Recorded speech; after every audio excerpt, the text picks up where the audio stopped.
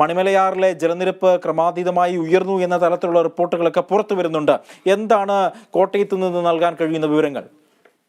അജി, ഇപ്പം കോട്ടയത്ത് മഴയ്ക്കൊരു ശമനം വന്നിട്ടുണ്ട്. എങ്കിലും മഴ പെയ്യുമെന്ന് തന്നെയാണ് അറിയാൻ കഴിഞ്ഞത്. ഇന്നലെ രാവിലെ തൊട്ട് നല്ല ശക്തമായി തന്നെ മഴ നിലനിൽക്കുകയാണ്. ഇന്നലെ ജില്ലയിൽ ശക്തമായ മഴ പെയ്തതിന് സമയത്ത് പല ഭാഗങ്ങളിൽ വെള്ളം കയറിയിരുന്നു. ഇപ്പം ആ വെള്ളങ്ങളെല്ലാം ഇറങ്ങി തുടങ്ങിയിട്ടുണ്ട്. ഇന്നലെ പലയിടങ്ങളും വെള്ളം കയറുകയും മരം കടപുഴകി വീണ് ഗതാഗത തടസ്സം ഉണ്ടാവുകയും ചെയ്തിരുന്നു.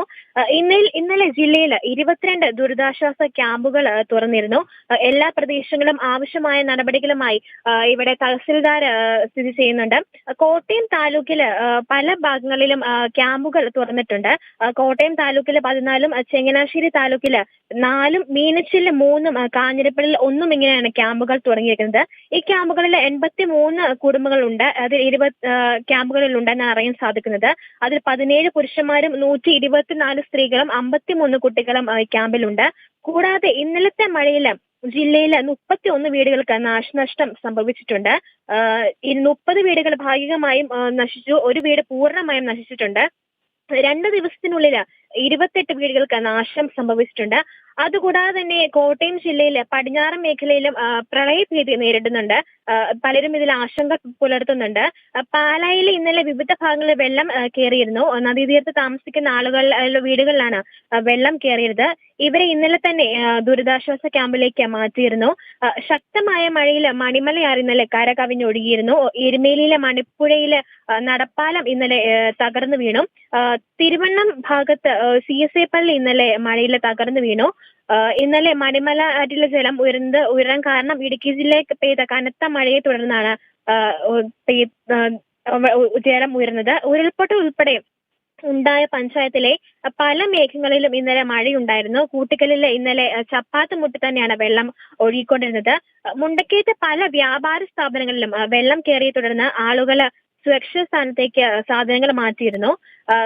കനത്ത മഴയെ തുടർന്ന് ജലനിരപ്പ് ഉയരുന്ന പല ആറുകളിലും പൂർണ്ണമായും മുങ്ങി. കാൽനട യാത്രക്കാർക്കും വാഹന ഗതാഗതവും ഇന്നലെ പൂർണ്ണമായി തടസ്സപ്പെട്ടിരുന്നു. എന്തായാലും ഇന്നും കളക്ടർ കോട്ടയം ജില്ലയ്ക്ക് അവധി പ്രഖ്യാപിച്ചിട്ടുണ്ട്.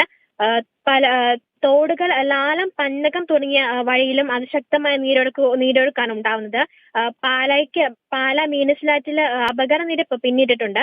അതുകൂടാതെ പ്രധാനമായി പറയേണ്ട വേറൊരു കാര്യം, മഴ കനക്കുമ്പോൾ പനിയും കൂടെയാണ് ഇതിൽ കനക്കുന്നത്. മലിനജലം വീട്ടിലേക്ക് കയറുന്നതും അശുദ്ധജല സ്രോതസ്സുകളിൽ കലർന്നതും എലിപ്പനി ഉൾപ്പെടെ പകർച്ചവ്യാധി ഭീഷണിയും നേരിടുന്നുണ്ട്.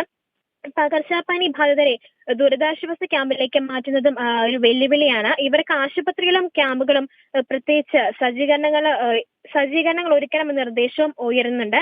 എന്തായാലും മഴയ്ക്ക് ഇപ്പോൾ ഒരു ശമനം വന്നിരിക്കുകയാണ് അജി.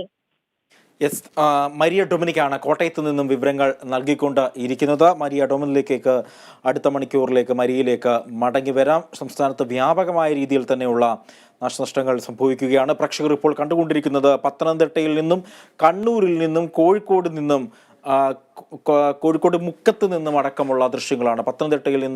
പത്തനംതിട്ടയിലെ പല ഭാഗങ്ങളിലും വെള്ളം കയറിയിരിക്കുകയാണ്. 6 ജില്ലകളിൽ ഇന്ന് യെല്ലോ അലർട്ട് പ്രഖ്യാപിച്ചു. ആറന്മുളയുടെ താഴ്ന്ന പ്രദേശങ്ങളെല്ലാം തന്നെയും വെള്ളത്തിനടിയിലായി എന്നുള്ള വിവരങ്ങളാണ് ഇപ്പോൾ ലഭ്യമാകുന്നത്. MG